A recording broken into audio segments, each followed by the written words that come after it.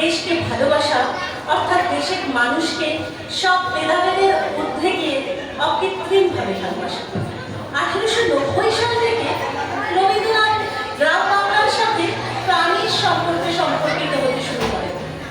জমিদারি দেখাশোনার কাজে পদ্মা তীরবর্তী শিলাইদহ ও অন্যান্য অঞ্চলের জনজীবনে বিশেষ কাছাকাছি আসার সুযোগ পেয়েছিলেন।